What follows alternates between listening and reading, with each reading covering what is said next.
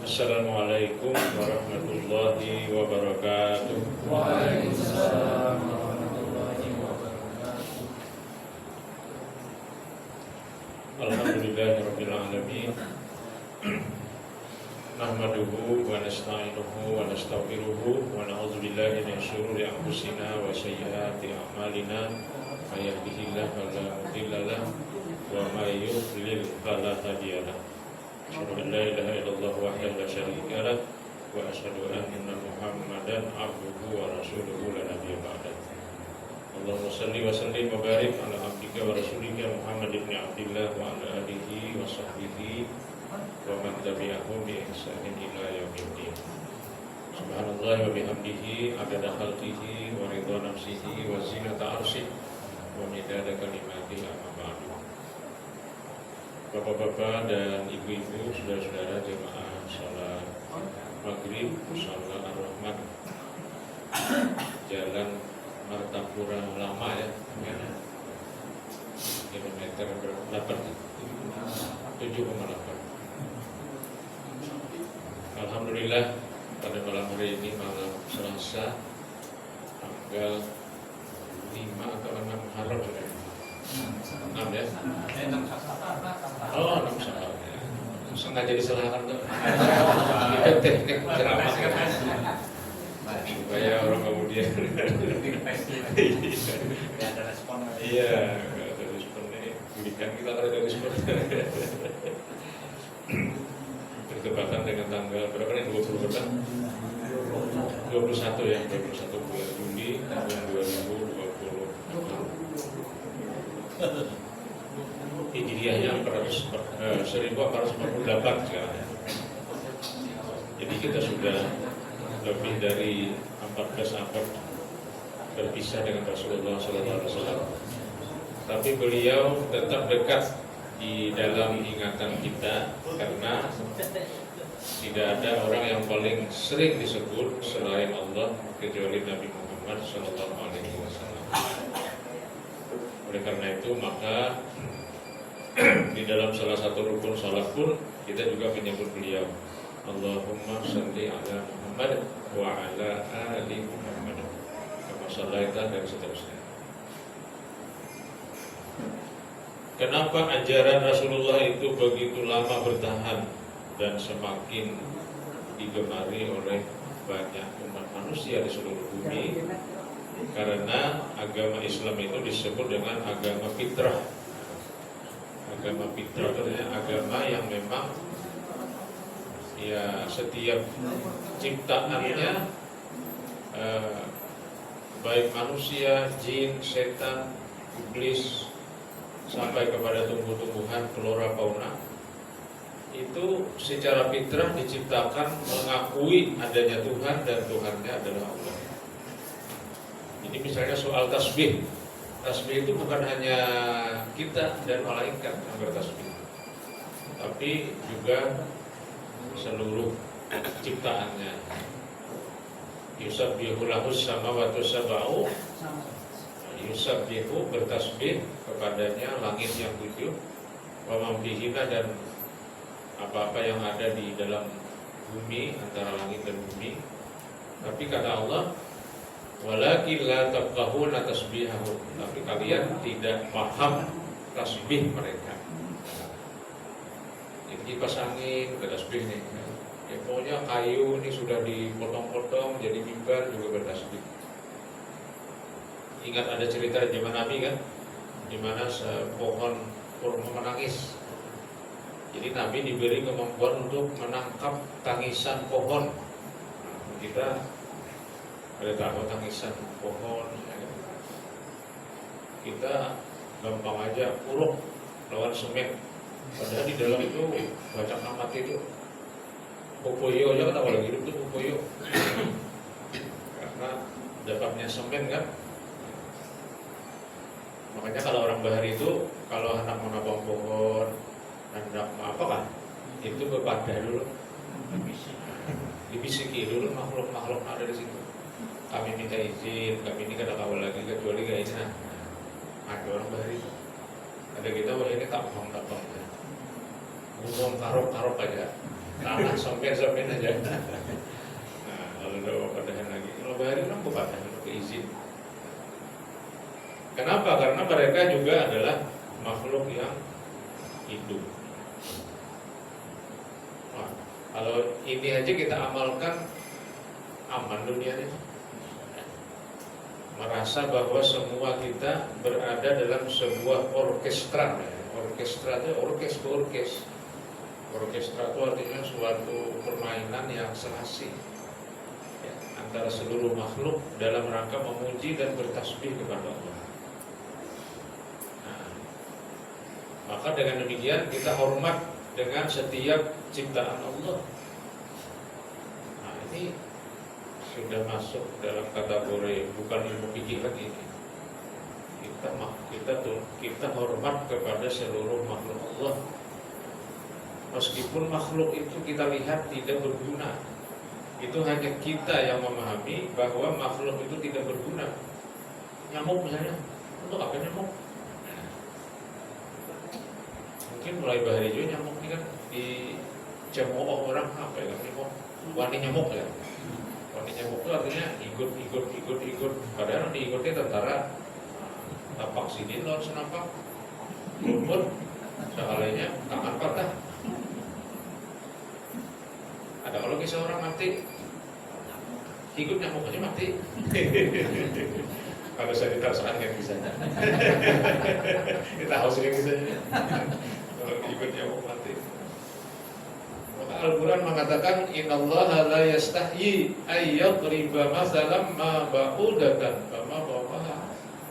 Allah tidak merasa kecil memberikan perumpamaan ma ba'udah, binatang seperti ba'udahnya nyamuk, ma ba'ukaha, atau yang lebih dahsyat daripada nyamuk.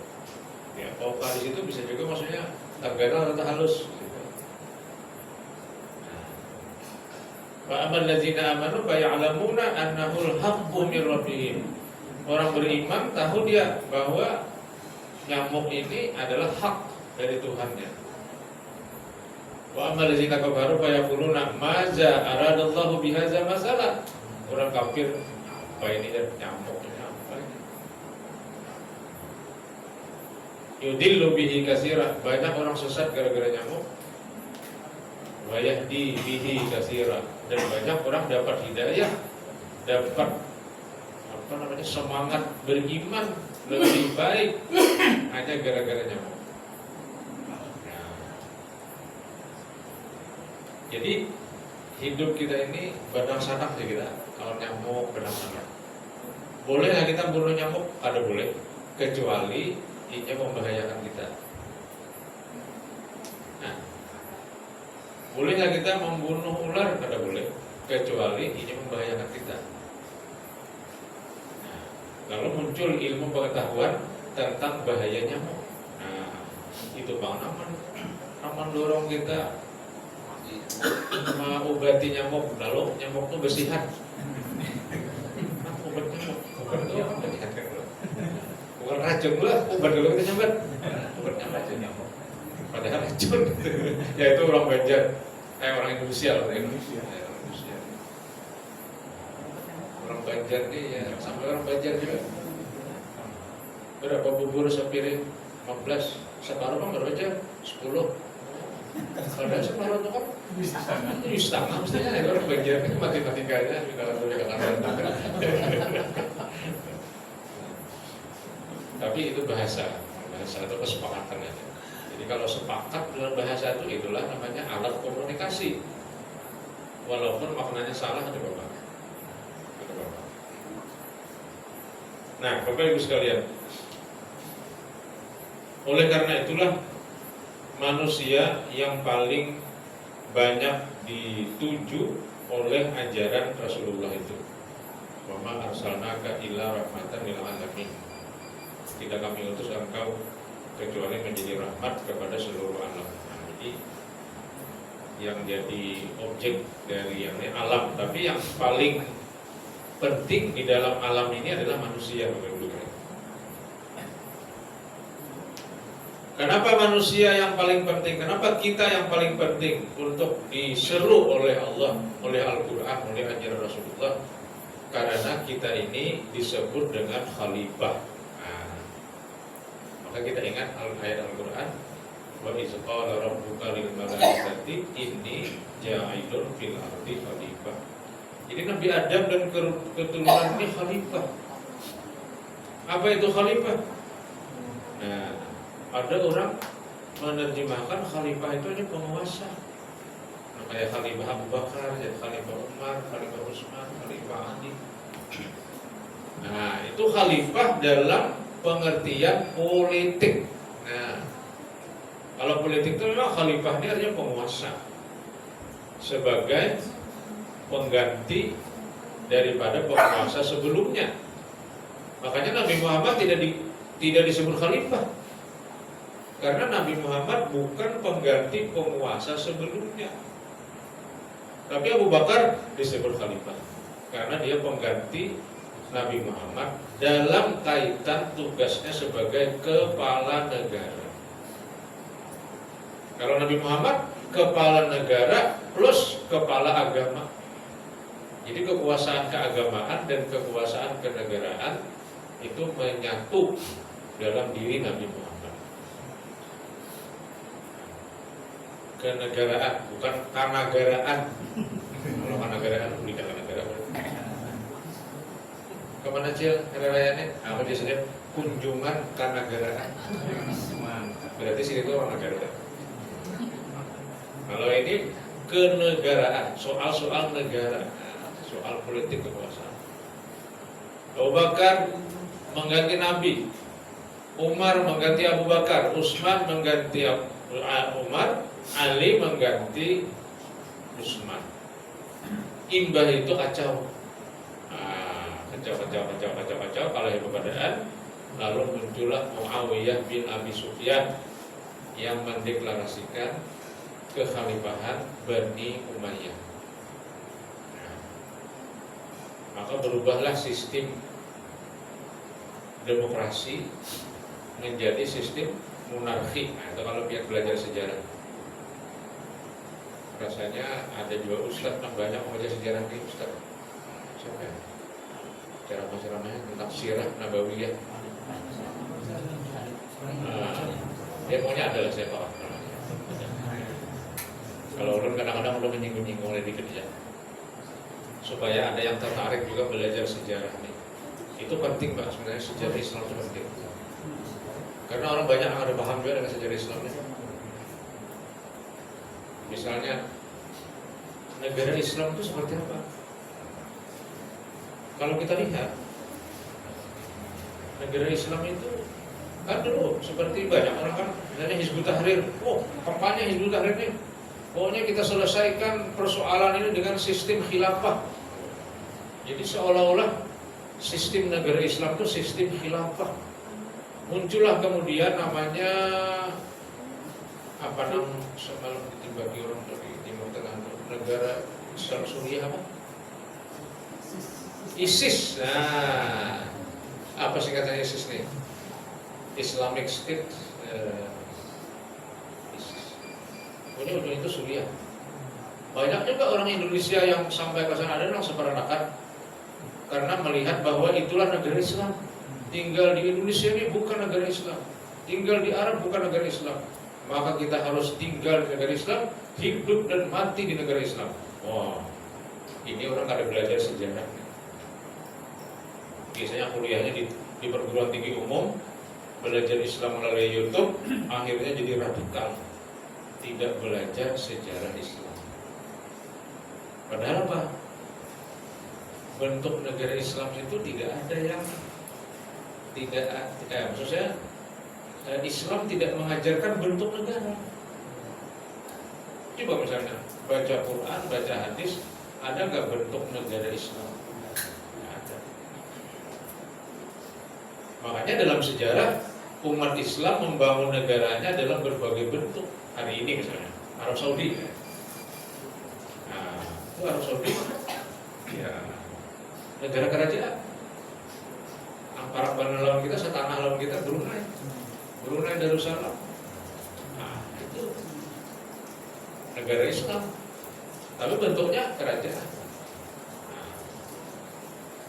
Malaysia juga memproklamirkan sebagai negara Islam, tapi bentuknya apa? Republik semi monarki. Kepala negara adalah raja, kepala pemerintahan adalah perdana menteri. Kepala negara bergantian dari 9 negara. Makanya disebut dengan negeri jiran, negeri yang berkata-kata antar kerajaan jumlahnya 9. 6 9 ini bergantian jadi kepala negara. Jadi kepala negara dipisahkan daripada kepala pemerintahan. Indonesia juga sebenarnya negara Islam juga, tapi negara Islamnya disebut dengan negara Pancasila. Nah, di mana di situ ada ketuhanan yang Maha Esa. Intinya setiap warga negara wajib beriman dan bertakwa kepada Tuhan yang Maha Esa. Orang Islam kepada Allah, orang Kristen kepada Trinitas dan sebagainya. Dan masing-masing saling menghormati. Ya, berarti dalam batas-batas tertentu kita negara Islam juga. Tapi negara Islam yang masih sangat terbatas. Kenapa kita sebut negara Islam terbatas? Karena pelaksanaan ajaran agama Islam dari masalah ibadah itu sudah diserahkan kepada masing-masing. Ada langgar di sini, kenapa dilarang sih? Ada langgar karena di sini pelaksanaan ajaran ibadah. Izin ya kalau udah langgarnya. Izin kalau. Izinnya mereka tuh izin untuk tanggal. Ya, ada izin kan Bapak. Asal jangan ada komplain dari orang lain kan. Bulan Mesigit kan ada jadi-jadi lah. Nah, nggak masalahnya deh. Karena ada orang komplain kan masalahnya. Nah, komplainnya diselesaikan dulu. Mungkin salah paham saja. Dikira Muhammadiyah ini kada Islam kan. Misalnya kan. Kayak anekdot di Madura kan. Berapa penduduk Madura? 90% Islam. 10-nya Muhammadiyah kan.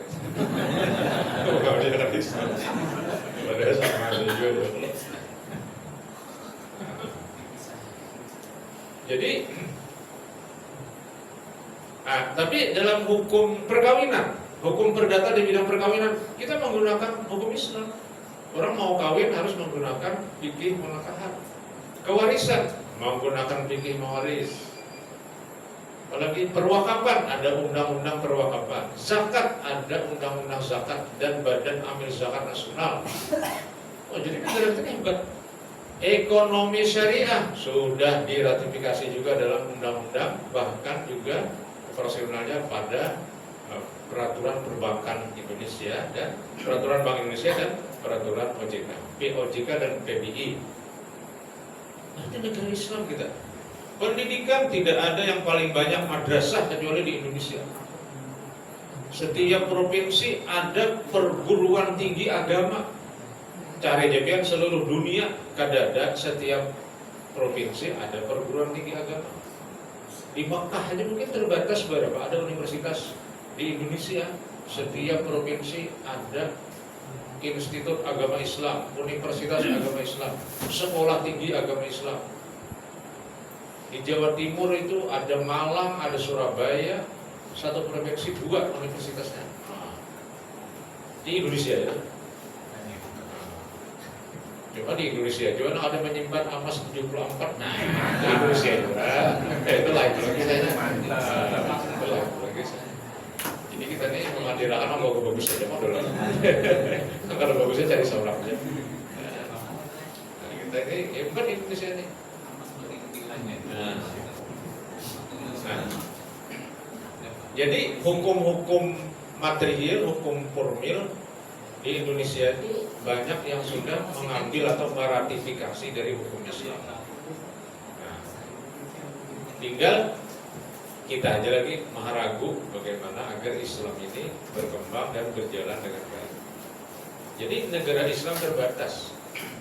Dan kalau kita menelaah butir-butir yang terdapat di dalam Pancasila, itu semuanya ada dalam Islam. Semuanya ada. Misalnya ketuhanan yang Maha Esa, jelas itu tauhid Islam. Setiap warga negara wajib beriman dan bertakwa kepada Tuhan. Jelas itu. Orang Islam wajib beriman bertakwa. Kemudian antar umat beragama harus saling menghormati, menghargai. Seperti zaman Nabi juga seperti itu. Menghormati, menghargai. Apalagi semua ada di dalam ketuhanan yang Maha Esa itu. Kemudian sila kedua, kemanusiaan yang adil dan beradab. Jelas Islam seperti itu juga. Persatuan, ya, Islam mengajarkan persatuan dalam konteks namanya itu berbangsa dan bernegara. Kalau yang lebih keren lagi istilahnya itu apa namanya itu? Ajaran kenegaraan, ajaran bahwa setiap orang itu memiliki negara. Ini gini Pak, ada orang yang menganggap seluruh bumi itu hanya satu negara. Ada orang yang menganggap boleh masing-masing wilayah membentuk negara. Nasionalisme. Nah, jadi pertanyaannya, apakah dalam Islam itu nasionalisme atau internasionalisme? Ya, kedua-duanya ada. Internasionalisme atau pan-islamisme itu ada pada saat Islam itu baru lahir. Zaman Nabi itu masih satu negara Islam. Zaman Abu Bakar ya, Umar ya. Zaman Umar itu sudah sangat luas sampai ke Spanyol Islam, dan masing-masing memiliki amir. Amir itu gubernur. Maka Umar bergelar Amirul Mukminin. Dia merupakan pemimpin daripada gubernur-gubernur yang ada di berbagai wilayah. Amirul Mukminin. Terus berkembang Islam internasional ini, internasionalisme Islam ini sampai khalifah terbentuk. Nah, ketika terbentuk khalifah yang banyak, nah itu sudah mulai terpecah belah Bapak Ibu negara-negara Islam ini. Kalau kita baca sejarah, Abu Bakar, Umar, Utsman, Ali itu masih satu. Tapi ketika Khalifah Bani Umayyah masih satu. Tapi setelah Bani Umayyah itu sudah terpecah-pecah. Ada Persia yang Syiah, namanya kerajaan dinasti Safawi. Ada Mughal di Pakistan, India dulu ya, India. Ada Turki namanya Bani Utsmani, Khilafah Utsmaniyah. Ada 3 kerajaan besar. Indonesia itu menginduknya ke Turki waktu itu. Arab Saudi juga di bawah Turki. Makanya jangan aneh, kenapa kok artefak peninggalan sejarah Mekah ada di Turki? Dia kalau pernah ke Turki, kita masuk ke Topkapı, ke apa namanya, museum. Nah, di situ ada baju Nabi, ada pedang Sayyidina Ali, ada tongkat Nabi, ada sumber itu petik tempat menyimpan perhiasan miliknya Siti Fatimah. Jadi situ ada rambut Nabi. Bicara dia juga ngomong bahwa rambut Nabi ini jangan mana-mana sampai kampung-kampung. Kalau bayar kali saja, ada juga aja. Ini kampung-kampung nggak ada, jujur banget.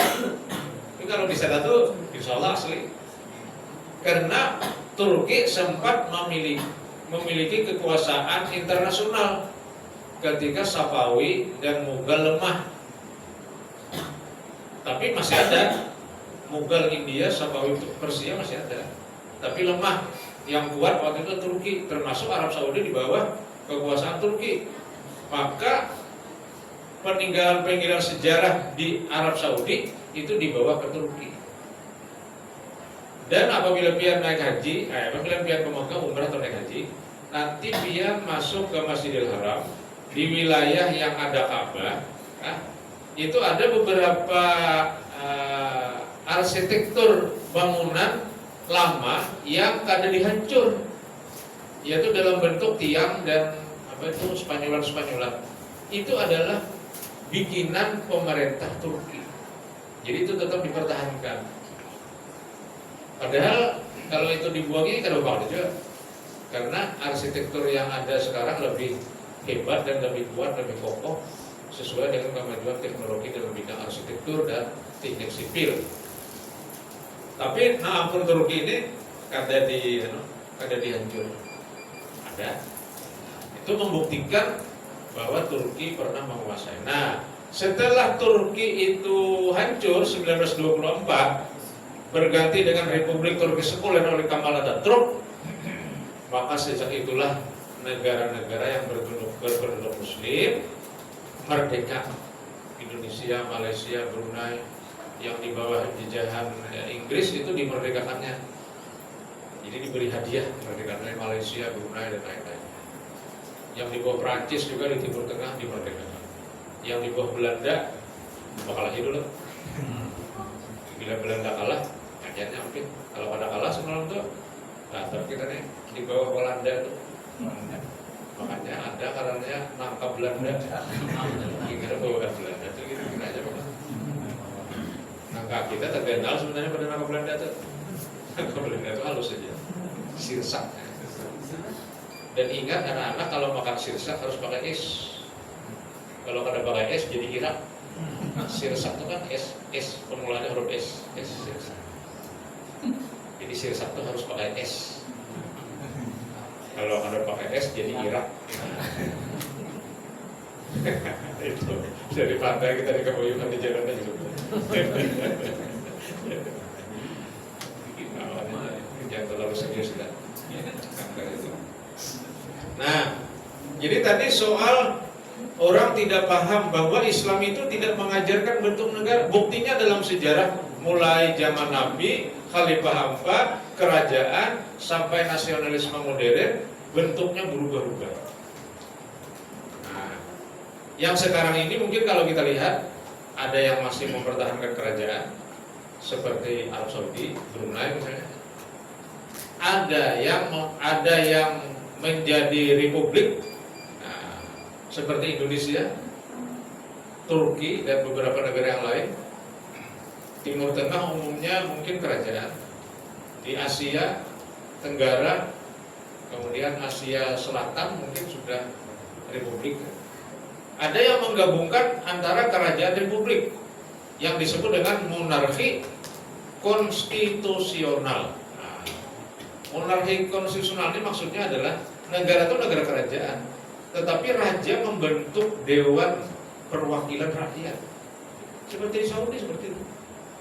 Ada dewan perwakilan rakyat. Malaysia sama juga. Nah, Malaysia itu bukan monarki, republik semi monarki. Kalau Arab Saudi monarki semi republik. Jadi yang monarki murni mungkin kada ada lagi juga. Monarki murni itu maksudnya budi-budi raja. Kada ada dewan musyawarahnya. Kada ada ahlul hali wal aqdinya.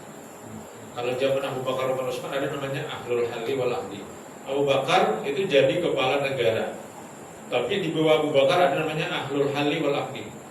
Semacam anggota DPR yang mewakili dari kelompok-kelompok masyarakat penting. Ini suku ini siapa wakilnya? Di negara kita itu dipraktikkan dalam bentuk Dewan Perwakilan Daerah, DPD. DPD itu mewakili daerah masing-masing. Jadi ada DPR, ada DPD. Cuma DPD ini kada bertarik karena kekuasaannya tidak sebesar DPR. Makanya DPD ini ya sekadar mungkin. Ya, tapi kada penderita, pelengkap dan nyaman juga. Sidin kada pernah kepaketan duit kan. Kalau paket sambung aja orang. Apalagi kesulitan duit kan ya. Kesulitan mandai ya. Tadi kita bahas mandai. Mandai nangka, tadi mandai di wadah. Ada jelas juga. Nanti masuk harus deh. Nanti pada rasakan nangka nanti wadah ini. Itu bukan pernah tahu. Ya, mandai ini termasuk teknologi tepat guna ya. Jadi orang Bahari itu banyak bingung kayak apa mengawetkan makanan. Maka caranya hanya dua. Pertama dijemur, dikeringkan, diasap ya. Yang kedua dikasih banyak garam. Nah, maka jadilah warni pakasam mandai dan jadilah juga nang jamur itu dendeng. Iwak dendeng nasi samin. Nah itu harus banget patahnya gitu. Kalau kita ke Amtai masih banyak dijual apa namanya itu dendeng titik. Ya. Nah, Bapak Ibu sekalian. Tapi ketika sudah teknologi freezer masuk, hilanglah sudah semuanya. Jadi pengawetan makanan kita bekukan ke dalam freezer, namanya. Sekarang frozen food banyak di pinggir jalan. Ini apa namanya makanan beku, ayam beku. Nah, jadi sebenarnya apa yang dipopulerkan atau diproklamirkan oleh Hizbut Tahrir, dulu kan Hizbut Tahrir ini berjaya juga. Di Banjar ini kawan kita juga Hidayatul Akbar katanya, pimpinannya di Jalan Manggis rumahnya. Itu kemana-mana dia menceramahkan dan kemudian menyebar buletin di setiap masjid. Ngaran di buletinnya itu Islam, ada kalau dulu buletin yang salam ke atas Islam itu kampanye dari Hizbut Tahrir. Dia memproklamasikan bahwa negara Islam itu harus satu. Makanya ketika muncul ISIS, mereka bersorak-sorai, inilah negara Islam. Tapi kemudian ternyata ISIS ini banyak masalah kan, lalu ditumpas di Timur Tengah.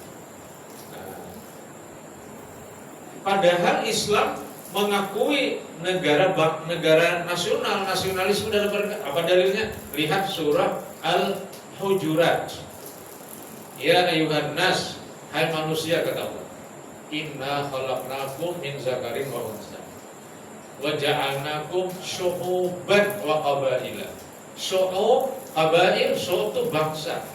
Qabail suku. Jadi Allah menciptakan manusia itu berbangsa-bangsa, bersuku-suku. Mulai jenis kelamin, laki-laki, perempuan, berbangsa, bersuku. Jadi berarti nasionalisme itu diakui oleh Al-Quran. Artinya kalau ada orang yang tinggal di suatu wilayah, biasanya punya latar belakang sejarah yang sama dan punya cita-cita yang sama, lalu mereka mereka bersepakat untuk mendirikan sebuah negara seperti Indonesia.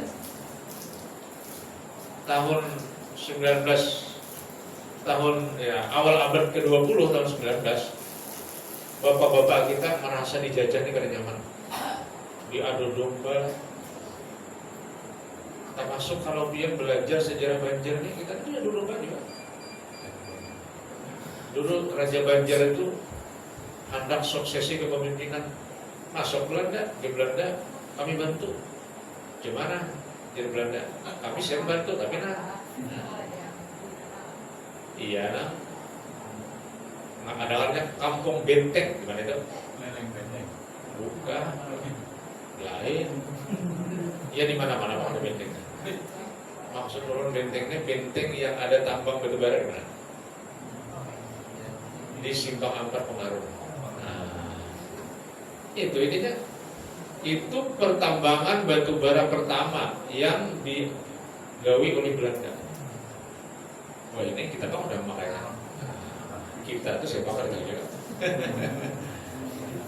Jadi kerajaan Banjar kerajaan Banjar dibantu oleh Belanda untuk suksesi kepemimpinan supaya orang-orang yang mau mengambil kepemimpinan itu kaduane dalamnya Belanda. Jadi Belanda ini masuk ke struktur kekuasaan kerajaan. Padahal kita bakal yang padahal merebutkan kerajaan. Tapi yang dimasuki oleh Belanda pintar. Siapa yang pikir pecah mana? Masukin itu dulu. Dijanjikannya bantuan militer. Tapi ini tidak ada makan siang gratis. Itu kalau pian baca sejarah benteng di Simpang Ampar Pengaruh, yaitu pertambangan batu bara pertama yang dikelola oleh Belanda.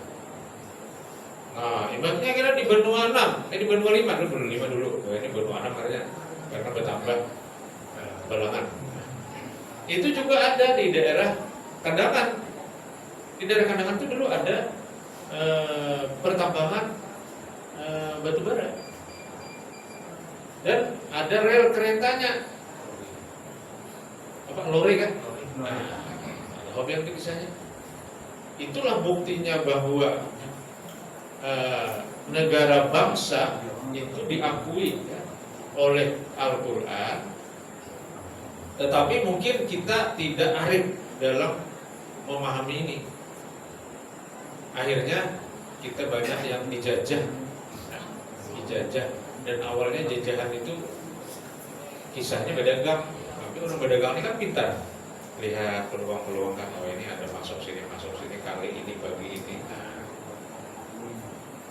Nah, orang berdagang ini ahli menambah, mengurang, mengaling, membagi setahun sekali dibagi misalkan kan? Ya ada kayak gini setahun sekali.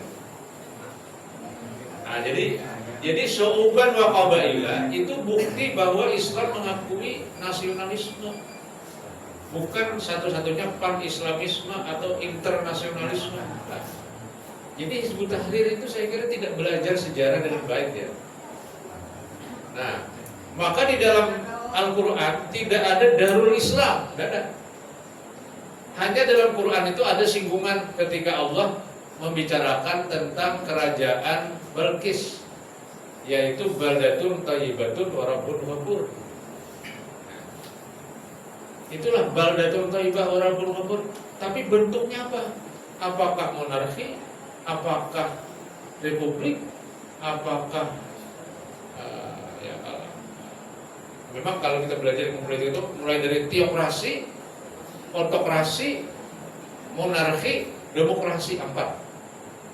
Jadi bentuk negara itu kayak 4: teokrasi, otokrasi, monarki, republik. Nah, yang banyak dianut oleh negara-negara modern republik. Kayak kita deh, negara Republik Indonesia. Apa arti republik? Republik itu artinya negara ini milik rakyat. Karena rakyat ini banyak, lalu membentuk perwakilan, ngarannya DPR. Kemudian ada DPD juga. Nah, lalu supaya negara ini bagus, masing-masing melaksanakan tugas, dibagilah 3 tugas. Ada tugas 6 urusan, maulah aturan. Nah, itu DPR. Maulah aturan, dia mewakili rakyat. Makanya kenapa pajak itu ada? Pajak itu ada karena kehendak rakyat. Ini logikanya nih. Kan pajak itu, pungutan kepada rakyat itu harus berdasarkan undang-undang. Undang-undang diulang oleh DPR. DPR adalah wakil rakyat. Berarti yang menghadapi pajak itu rakyat. Walaupun yang terjerit rakyat juga. Pajak tinggi. Tapi logika hukumnya itu kehendak rakyat. Karena produknya DPR. Nah, hanya DPR ini mewakili rakyat kan, mewakili pemerintah kan? Mewakili rakyat mestinya. Tapi kenyataannya lain pula kenyataannya. Karena kenyataannya kita kalau gitu. Dirbuannya pokoknya sebaliknya 20 liter.